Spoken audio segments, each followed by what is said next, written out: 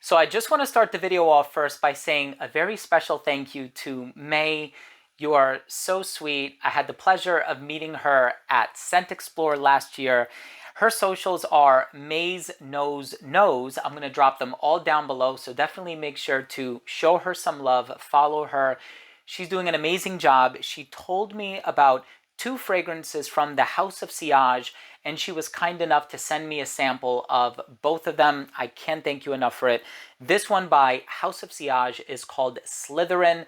I'm going to be giving you my first impression very soon, so make sure to stay tuned.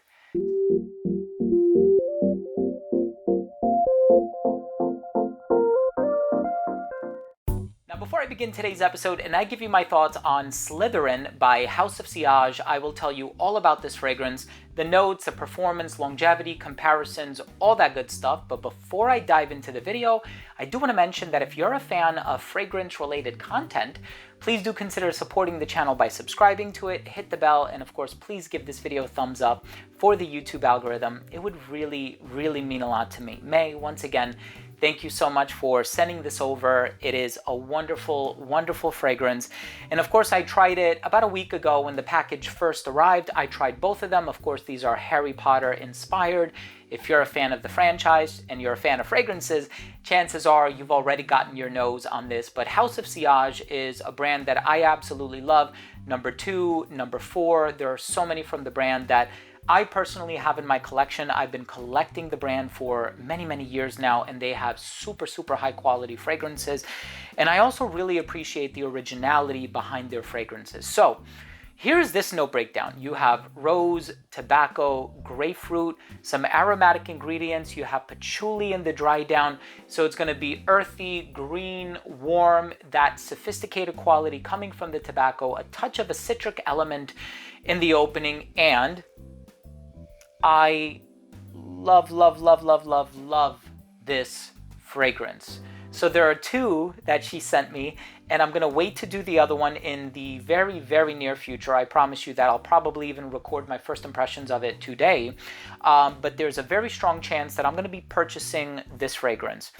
And if I do purchase it, it has to be soon because I think it's great for the cold weather. I'm not going to say winter anymore. People have been correcting me on the channel. They're like, well, some of us live in warm climates. We don't have a winter. And that's true. So I'm just going to say this one is great for the cold weather. And I say that because that patchouli is so chocolatey. And then that rose compared or partnered, coupled with the patchouli, gives it this really romantic vibe. And it's funny because, like, I've always said that about Noir de Noir by Tom Ford. And if you've tried that fragrance, you kind of have a vibe or a general gist of the type of family that this one would fall into. And Noir de Noir is like Valentine's Day in a bottle. Roses and Chocolate by Mancera is another one that kind of gives off that vibe. Well, add Slytherin to the mix. This stuff is phenomenally good. It is gorgeous. You have this chocolatey patchouli, this sensual, romantic rose, perfect for Valentine's Day. You also have the tobacco in here, which is really smooth. You know, it's not a pipe tobacco type of a tobacco.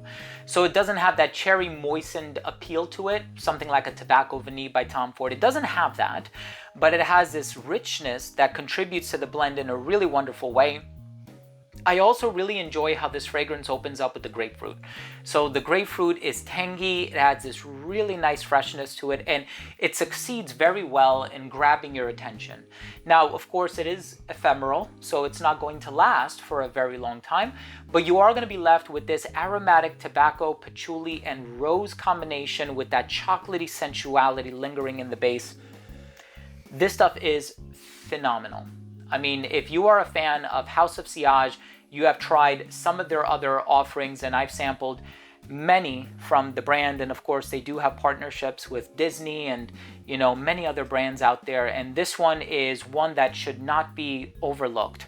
I think if you are compiling a to sniff list, if you are a fan of these sensual, romantic, really illustrious, seductive fragrances, Slytherin is awesome. You don't even have to be a fan of the Harry Potter franchise to really appreciate this fragrance, and I know that I certainly do appreciate it. And yeah, chances are I'm going to be upgrading to a full-size bottle just because I do love this fragrance so much. So May, thank you once again for giving me the opportunity. I don't want this video to be long-winded just because this is kind of a pseudo first impression. I don't have a bottle on hand, can't do the presentation segment unless I have some image overlay or something like that. But of course, you can always visit the website. This is not a sponsored video. They are not affiliate links, but I am going to drop links to the website down below. Just if you want to read the description, look at some images. The bottle is quite beautiful with the Swarovski crystals on it. Anyway, thanks for watching. Go show May some love. Her information is going to be down below as well. If you enjoyed this video, hit subscribe, hit the bell, give this video a thumbs up. It would really mean a lot to me. Thanks again for watching. I love you all, and we'll see you tomorrow with a new episode. Bye.